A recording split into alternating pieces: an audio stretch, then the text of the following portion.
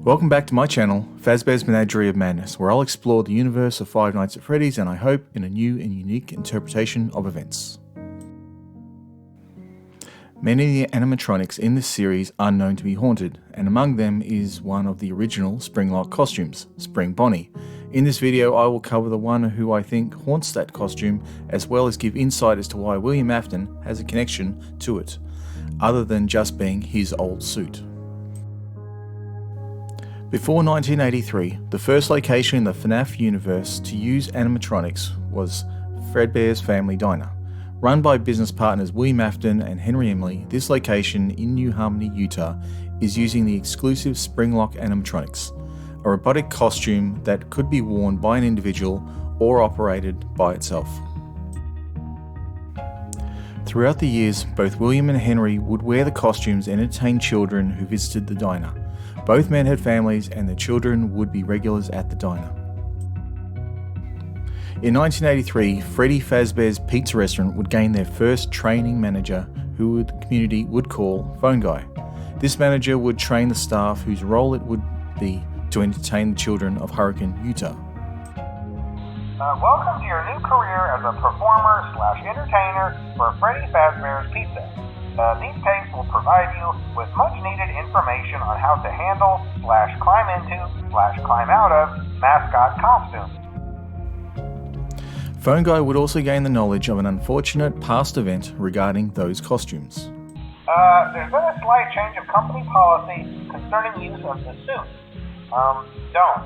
After learning of an unfortunate incident at the sister location involving multiple and simultaneous Springlock failures, the company has deemed the suit temporarily unfit for employees. Phone Guy had never likely worked or visited the diner. The event that resulted in the Springlocks being unfit for employees had not taken place while Phone Guy was working for the restaurant. His lack of surety would come from the following. We're going to try to contact the original restaurant owner. I think the name of the place was Fredbear's Family Diner or something like that. It was closed for years though. I doubt we'll be able to track anybody down. In 1995, following the restaurant being entombed in a shopping centre complex, a conversation between William Afton and Carlton would give greater understanding of a Springlock failure. If you trigger those Springlocks, two things will happen. First, all the locks snap right into you, making deep cuts all over your body. All that sharp steel and hard plastic will instantly be driven into your body. You will die, but it will be slow. You will know you're dying for long minutes. You'll try to scream, but you will be unable to. Your vocal cords will be severed and your lungs will fill with your own blood until you drown. This harsh description comes while William displays his own scarred body. While this event is understood by Carlton as meaning William went through this entire process, I think his scars came from the incident in the Follow Me minigame. A game set in an abandoned restaurant where water falls from the ceiling. An abandoned restaurant likely following the death of Phone Guy and the firing of Mike Schmidt from the restaurant in the first FNAF game. I would suspect the description William speaks of involves the first event previously mentioned by Phone Guy. During the same events at the shopping centre in 1995, William would encounter Charlie, the animatronic daughter of Henry, built to fill the void left when Charlotte died and his wife took his son away. During this encounter, Charlie would get the upper hand and interrogate William. Charlie turned, following the line of sight of William, then suddenly recoiled. On the table along the wall sat a rabbit's head. "That's it? You want that?" Charlie stood and approached the mask. "You need this." Charlie placed it over his head. "My dad trusted you. What did you do to him?" Charlie said. "I helped him create." The voice came from inside the mask, not the pitiful, sour tone they would have recognized. The voice of the rabbit was smooth and rich, almost musical. It was confident, somehow reassuring, the voice that might convince you of almost anything. The mascot head that William needed so much had changed him. Charlie continued. "William Afton then. Wrong again. You made me one of my creations. My name is Springtrap. I'm more than Afton ever was, and far more than Henry." This dialogue introduces us to an individual personality, one that knew Henry's work and valued themselves more than William. A haunted costume with a history with the diner's owners. In 1983, at the diner, the youngest Afton's son, Evan, or crying child, is fearful of the Springlock costumes. He has suffered a trauma in his past and his brother is not sympathetic to his problems. During the bite of 83, the Springlock costume rabbit would be standing next to the Fredbear costume on stage. Exposed to the incidents, if haunted, this individual had witnessed the event firsthand. Where was Henry during this event? Not in the costume on stage. He was running the diner from another room, not watching out for the safety of the Afton children. Evan has several toys in his bedroom from the merchandising line in the Hurricane restaurant location. He has no fear of them, they're his friends, but does have fears around the Springlocks. Leading to the events of the Bite of 83, Evan would receive calming words and advice from his toy plush, modelled after the Springlock character Fredbear.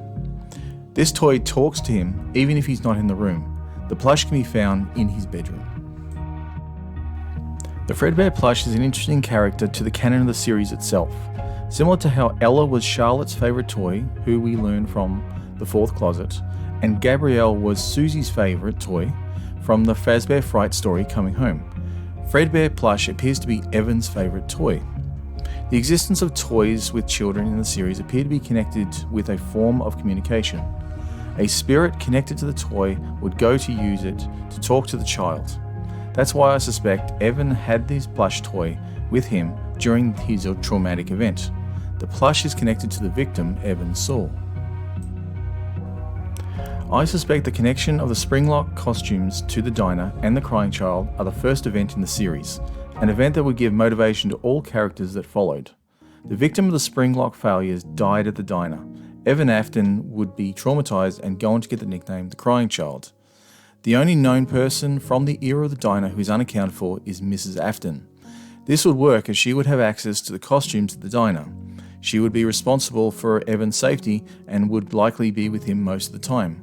She would know Henry's work from the early days of the costume use at the diner. Her death would also be felt most heavily by William, who would be left to raise their children alone. With their friendship with the Emily family, he would reach out for their help. She would stay connected with her son, not ready to move on. The unresolved feelings she had for the safety of her youngest boy would keep her around for longer. Communicating through his favourite toy, Evan would have an imaginary friend to talk with. This arrangement would not last, as the Bite of 83 would separate the two. Evan's injuries required supervision while he recovered. As I've outlined in my YouTube shorts and my first video, in the bedroom in the Emily household, Evan would be looked over by Mike as well as Henry. Evan would suffer from the nightmares of the animatronics and leaves the house during the 7th night out of fear. Evan's memories would be erased, as he couldn't recover while haunted by what he had seen. Without the memories of the animatronics, restaurant, sister, and his mother, Evan would recover under William's supervision. Memory removal could only be performed by someone with a connection to the spirit, his mother. Those memories would be stored away in a toy he loved, locked away, as some things are best left forgotten, at least for now. Following this outcome, Mrs. Afton's rage could not be contained. She and William would go on to plan for Henry to also carry the burden of loss. Henry would learn what it was like to be so distracted by his diner, he would lose his beloved daughter, Charlotte. The following decades, I feel, are the continued efforts to get back her son. While Rory, during the events of Dittophobia, would generate the fear to energise the Fredbear plush for over a decade, it would come down to Elizabeth at the Pizzaplex to build back the son that was lost in 1983, who now goes by the name Gregory. Thanks for staying with me till the end.